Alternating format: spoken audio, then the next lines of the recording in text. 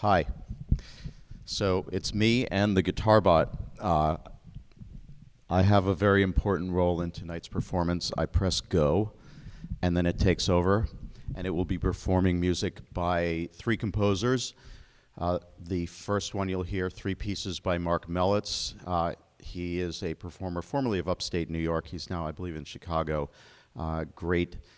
They sort of, for lack of a better term, call him a minimalist composer. I don't. I think he's just a great composer. Then a person we worked with, a Juilliard graduate, worked with a while ago, named Brendan Adamson.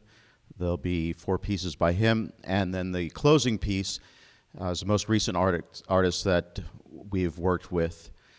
His name is Todd Reynolds. He is a violinist. He plays violin, laptop, and collaborates with the robots. This is a piece he wrote for solo robotics, and it is on his album that he recently released called Outerborough. It's a double album of violin and electronic music, and I recommend that you all go out and buy it on Amazon when the concert is over, if you like the last piece.